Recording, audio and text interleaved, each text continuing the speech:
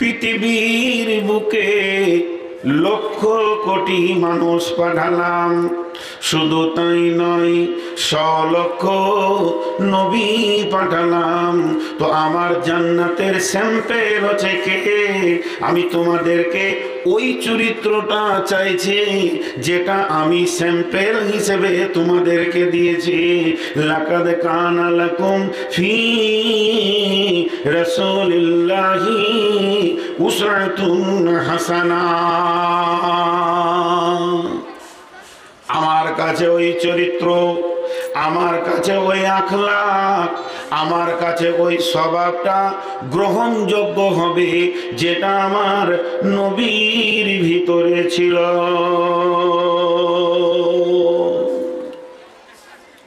যেটা আমার নবীর ভিতরে ছিল। টিউবের ভিতরে হাওয়া যেমন, দেহের ভিতরে চরিত্র সেই রকম। টিউবের ভিতরে হাওয়া যেমন, দেহের ভিতরে চরিত্র সেই রকম। টিউবের ভিতরে হাওয়া যেমন, দেহের ভিতরে চরিত্র সেই রকম। হাওয়াকে রাখার জন্য বিজ্ঞানীকে টিউব তৈরি করতে হচ্ছে, সলিউশন দিচ্ছে, আটা দিচ্ছে, নজেল লাগাচ্ছে, এর নজেলের ভিতরে আবার সিস্টেমিক তৈরি করছে, তারপরে হাওয়াকে ভরছে যেন আর বের না হয়। পানিতে ডুবিয়ে দেখছে আবার লিক আছে, তো আবার আটা মার। কত কষ্ট করে তারকে তৈরি করার পর হার্ট পাম্প করে দিলে, কিন্তু তারপরও হাওয়া এত বেয়াদব, খালি একটা লিক খুঁজে বেড়ায়, বেশি লয়। একটা লিক পাবে তো কি হবে?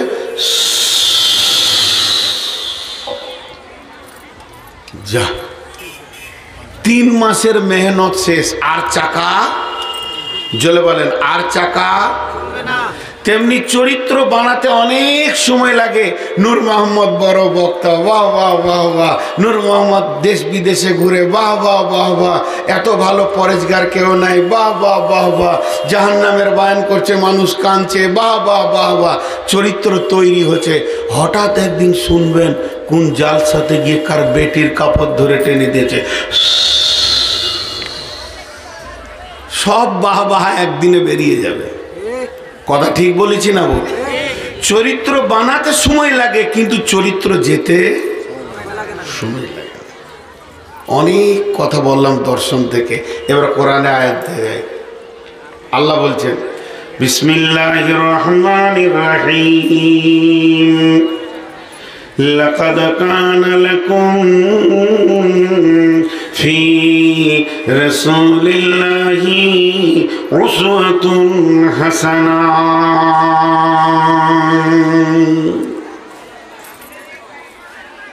আমি এখানে একটা ধানের আড়ত করেছি, এলাকায় বলে দিলাম আমি নূর মোহাম্মদ ধানের আড়ত করেছি, সব ধান নিয়ে এসো, আড়তে ভরবো।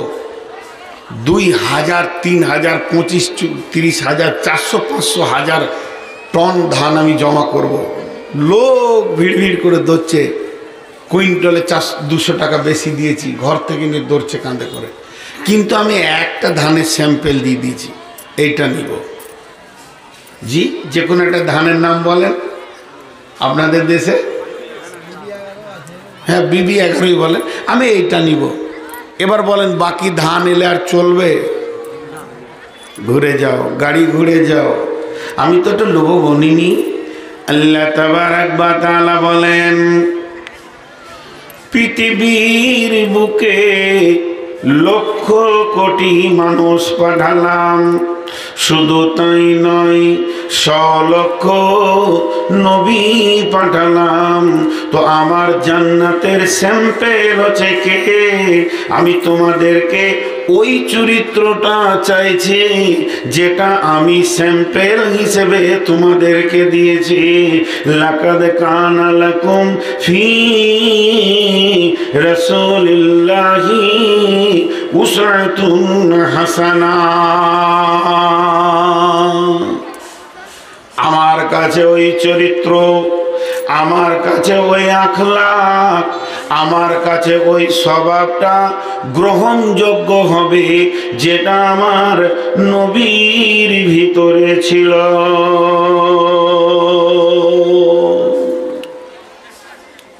যেটা আমার নবীর ভিতরে ছিল। আমি এই চরিত্রটা চাইছি, আমি অন্য চরিত্র চাইনি। আমি এই আখলাকটা চাইছি। আমার রসুলের মতো তোমাদের আখলাকটা যার যার হবে সে আমার কাছে গ্রহণযোগ্য হবে, বাকি গ্রহণযোগ্য হবে না। ভাইরা আমার, এবারে একটা গোটা সূরা, এই সূরাটা আল্লাহ বিশ্ব নবীকে কেন্দ্র করে নাজিল করেছেন। এই সূরাটা আল্লাহ বিশ্ব নবীকে হুমকি দিয়েছেন। এই সূরাটাতে আল্লাহ বিশ্ব নবীর চরিত্রের পরীক্ষা নিয়েছেন। এই সূরাটাতে আল্লাহ বিশ্ব নবীকে সুন্দর করে মহব্বতের সঙ্গে সান্ত্বনা দিয়েছেন। এই সূরাটাতে আল্লাহ বিশ্ব নবীকে কেন্দ্র করে নাজিল করেছেন। সূরাটার নাম দুহা। আল্লাহ বলছেন ওয়াদ-দুহা ওয়াল-লাইলি ইযা সাজা মা ওয়াদ্দা'আকা রাব্বুকা ওয়া মা ক্বালা ওয়ালাল আখিরাতু খায়রুল লাকা মিনাল উলা ولسوف يعطيك ربك فترضى ألم يجدك يتيما فآوى ووجدك ضالا فهدى ووجدك عائلا فأغنى فأما اليتيم فلا تقهر وأما السائل فلا تنهر وأما بنعمة ربك فحدث। মাইক ভাই তোমাদের ভালো হয়নি, বারবার বলা করাইও না। এক জায়গায় বলেছিলাম মাইক খারাপ, তো আমাকে পরে ফোন করে বলছে আমার বিজনেসের শেষ করে দিয়ে চলে গেলেন আপনি। কিন্তু আমি কি বলবো, আমাকে একটা আম দিয়েছেন, যদি টক লাগে তো আমি টক বলবো না, মিষ্টি বলবো। খুব কষ্ট হচ্ছে আপনাদের মাইকে বলতে। হালকা পেছন থেকে ফিডব্যাক দেন, হালকা মিষ্টি সাউন্ড দেন, নাহলে আমাদের প্রতিদিন বকা কাজ, কালকে আর বকতে পারবো না। সূরাটার নামটা দেখেন কেমন, লোহা। তোর কপালে খারাপ আছে, তুই কি আমাকে ভাবছিস যে তোর থেকে আমি ছোট ছেলে? নামা নামা, হঠাৎ কি হবে? আরো নামা, তুই আরো নামা। হাজির। এবার দেখেন সূরাটার নাম কি বললাম, দোহা। সবাই বলেন দোহা। জোহা মানে জানেন পূর্ব দিক কোনটা গো? এইটা পেছন দিকটা পূর্ব দিক। দোহা মানে উদীয়মান সূর্য। উদীয়মান সূর্য, উদীয়মান সূর্য। দোহা মানে সূর্য যখন প্রথম উঠে ওর পাওয়ার থাকে না, ঠিক 9টার পর থেকে ও পাওয়ার ছাড়তে শুরু করে, ছাড়তে ছাড়তে 12টা পর্যন্ত প্রখর মারে। তারপরে 2টোর পর থেকে আবার ঠান্ডা হতে শুরু করে, আস্তে আস্তে আস্তে আস্তে আস্তে আস্তে গিয়ে একবারে নরম হয়ে পৃথিবী থেকে চলে যায়। প্রত্যেকটি মানুষের জীবন তাই। প্রথম বাচ্চা ছেলে, তারপরে জোয়ান, উগ্রমতি, তোলপাড়, যৌবনের ঢেউ, হতে হতে একদম মিডিল বয়সে এসে মস্তিষ্ক ঠান্ডা, ভালো মিজাজ, আস্তে আস্তে বার্ধক্য, শেষকালে ব্রেন ক্ষয়ে গেল, চলে গেল। তা আল্লাহ জোহাটাকে ধরলেন, যুবককালটাকে। ওয়াদোহা, বিশ্ব নবীকে বলছেন হে আমার নবী, আমি উদীয়মান সূর্যের কসম করে তোমাকে বলছি। কেউ বলেছে না, ওয়াদোহা বলতে বিশ্ব নবীর যৌবন কালকে বলা হয়েছে। উদীয়মান সূর্য, তিনি পৃথিবীতে আলো এনেছিলেন, যে আলোতে সারা পৃথিবী আলোকিত হয়ে গেছে। কেউ বলছে না, ওয়াদ্দুহা বলতে সূর্যের প্রখরতার টাইম। বিশ্বে যত যুবক আছে শিশু অবস্থায় চরিত্র নষ্ট হয় না, যখনই তার ভিতরে যৌবনের প্রখর আসে, ও আমার বেটির দল, যখনই যৌন তরঙ্গ পৌঁছায় সমস্ত যুবক যুবতীর ওপরে, ওটাই হচ্ছে বেলা 9টা থেকে 12টা পর্যন্ত সূর্যের মতো।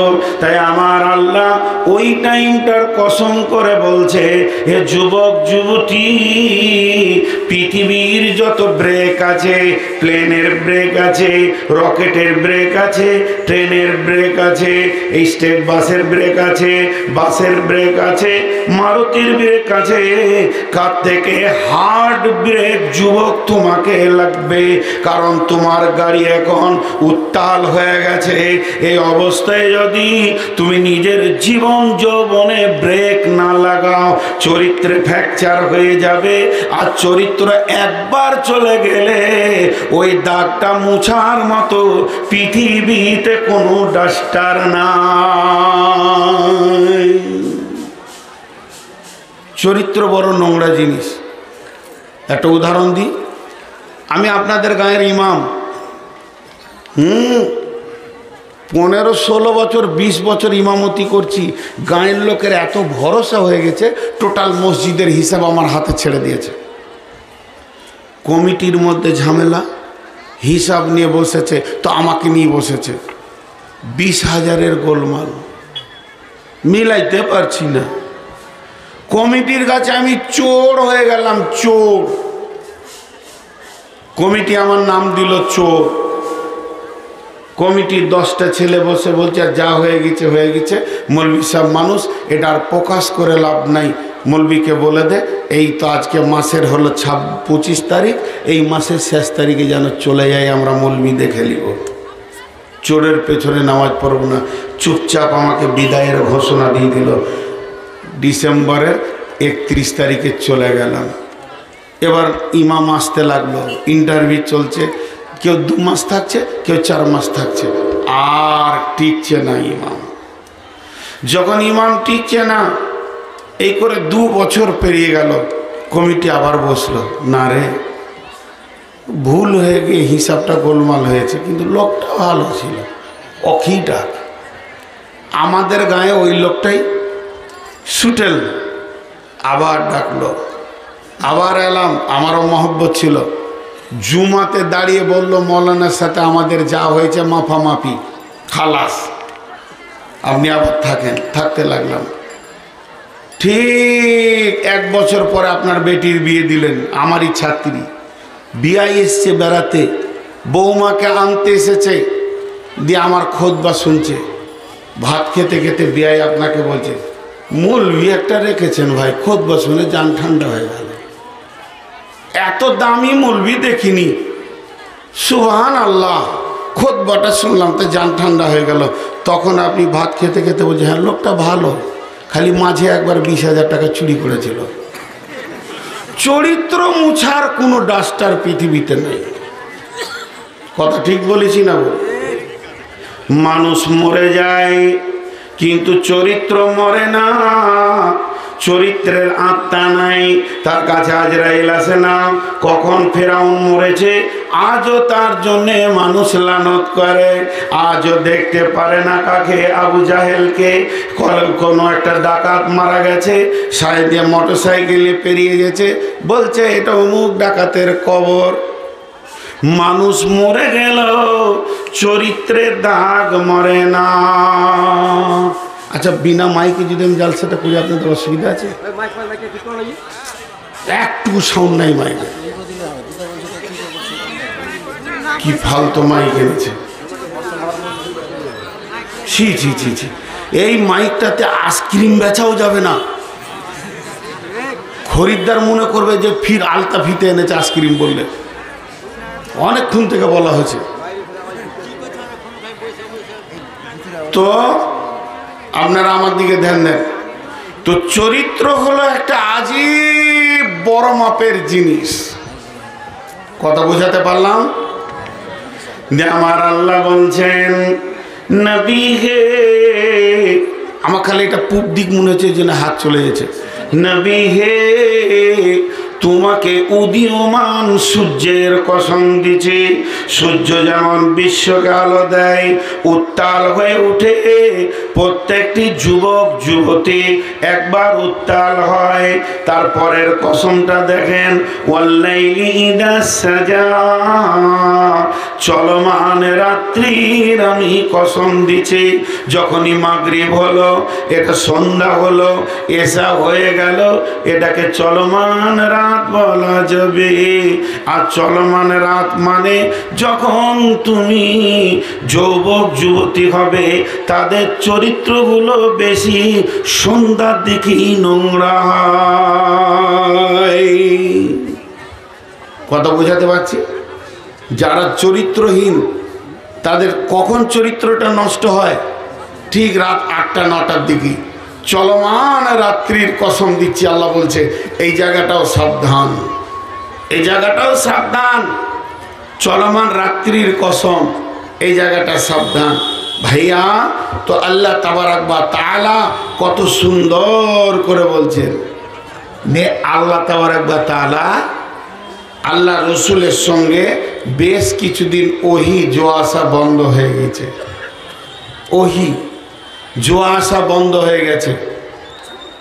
এই ছেলেটা অতীব মহব্বতের ছেলে, আমার সঙ্গে মাসে মাসে মাসে মাসে কথা হয়, কথা হয়, কথা হয়, কথা হয়।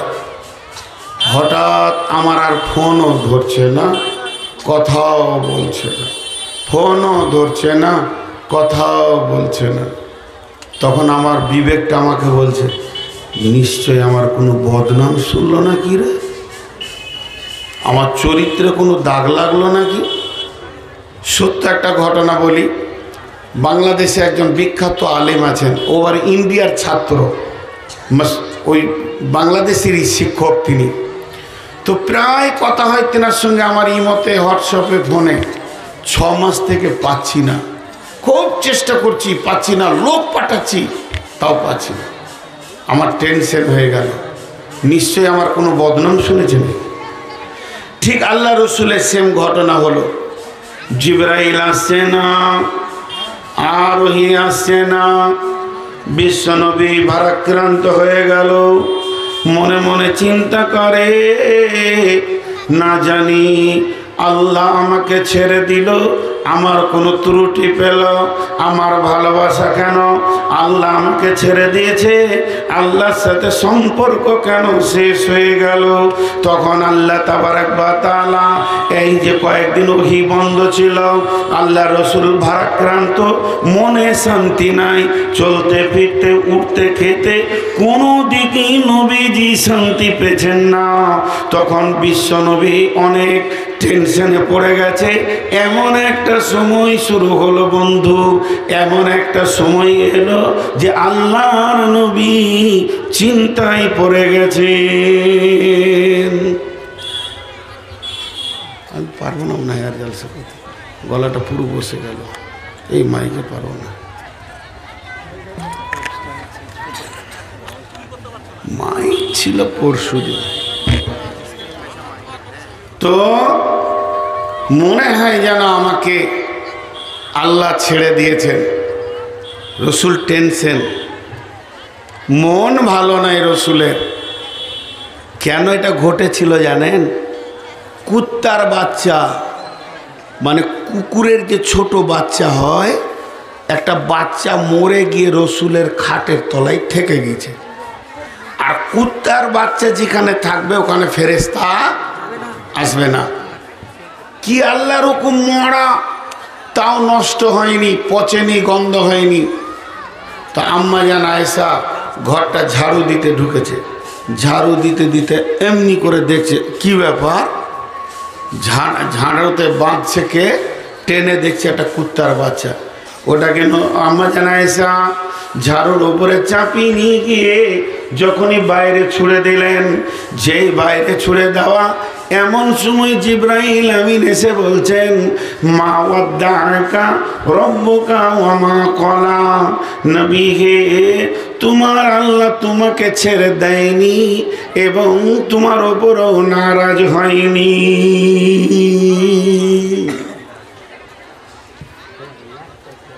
আপনারা কেউ কোনো কথা বলবেন না, 2 মিনিট টাইম দিয়েছি, কেউ কথা বলবেন না। মাইকম্যান ভাই, ওই দিককার বক্সটা দেখি কোথায় আছে, ওই দিককার বক্সটা ওখানে আছে। আচ্ছা, বক্স 2টাকে পুরো বন্ধ করে দেন, একবার করেন, একবার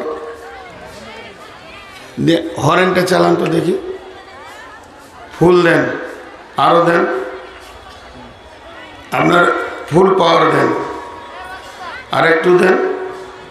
আচ্ছা, এরপরে আপনারা একটা কাজ করেন, বক্সটা না চালিয়ে এই দিক থেকে কিংবা এই দিক থেকে কোনো একটা হরেনকে দূরে থেকে স্টেজের দিকে ঘুরিয়ে দেন, কাজ হয়ে যাবে।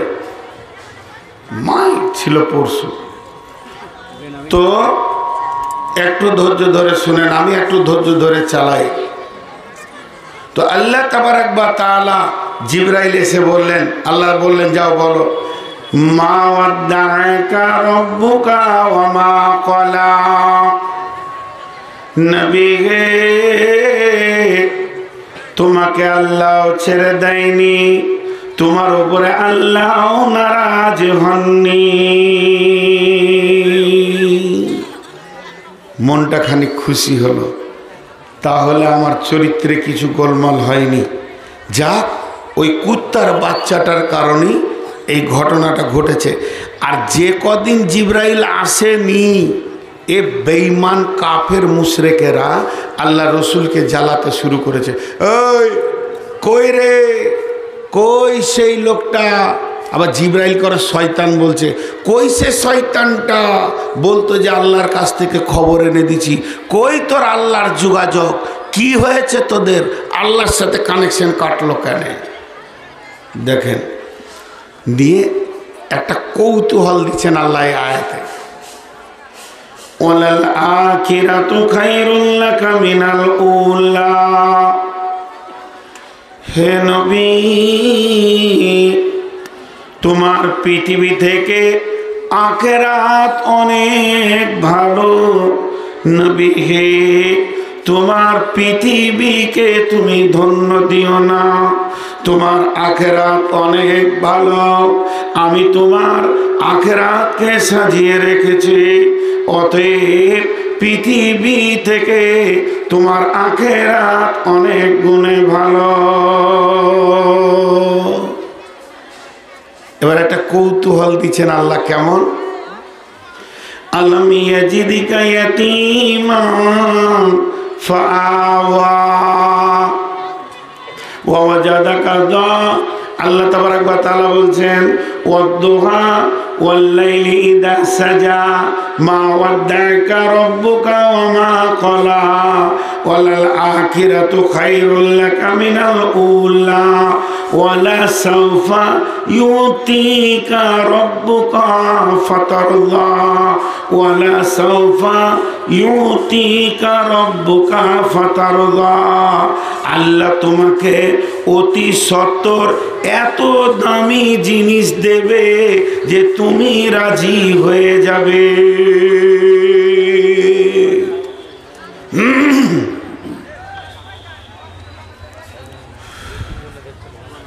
আল্লাহ তোমাকে, আর 1 মাস আমার জালসা করতে কষ্ট হবে, পুরা গলাটা বসে গেল।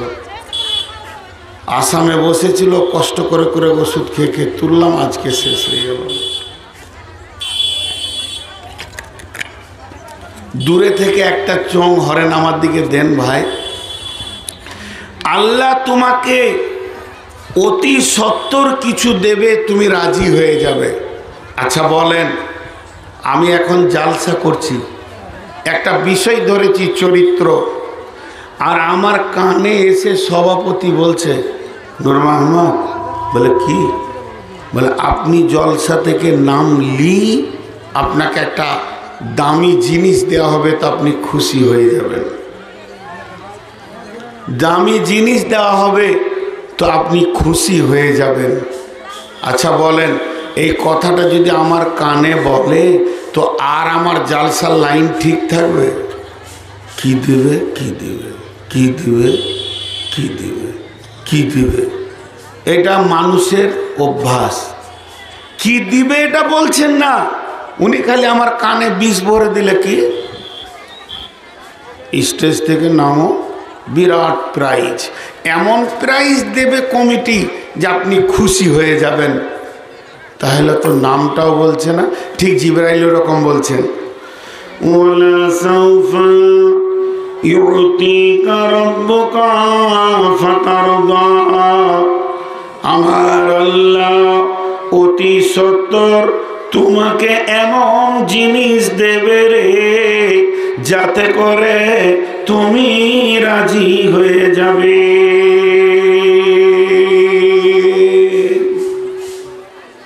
একটা প্রশ্ন রেখে যাই, সবাই কান করে শুনবেন, সেই মালটা আল্লাহ দিয়েছেন রসুলকে, না মারা গেছেন দিতে বাকি আছে, দেওয়া হয়ে গেছে না দিতে বাকি আছে, এই কথাটা পেন্ডিং রাখলাম। আমি যদি ভুলে যাই তো আমি যখন স্টেজ ছাড়ব আপনারা মনে পড়াবেন যে আল্লাহ রসুলকে কি দিব বলেছিল, রাজি করব বলেছিল, এমন মাল দিবে যে আল্লাহ রসুল রাজি হয়ে যাবে, সেটা দিয়েছে কি দেয়নি এটা জিজ্ঞেস করে নিয়েন। এখন বলবো না, বায়নের লাইনটা কেটে যাবে। তো রসুলের মনে কৌতূহল শুরু হয়ে গেল, কি দিবে, কি দিবে, কি দিবে, কি দিবে, এমন কৌতূহল শুরু হয়ে গেল।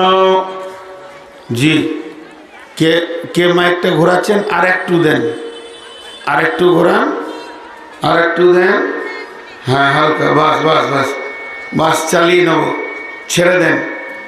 এই যেটা আছে এটাকে আর কিছু করিয়েন না, চালিয়ে নেব ইনশাআল্লাহ, কষ্ট করে চালিয়ে নেব। আর আমি খুব কষ্ট হচ্ছে বকতে, তাও বকছি কেন, অনেক দিন পর আপনারা এতগুলো মহব্বতের মানুষ এসেছেন, এই হতভাগা বেঈমান একটা বান্দর নালায়ককে যে কত ভালোবাসেন আপনারা, তার বিনিময়ে আমি দিতে পারবো না। তো দুটি কথা দিই, মা বোনেরাও শুনবেন, খুব দামি কথা আসবে, আর বেশিক্ষণ নয়।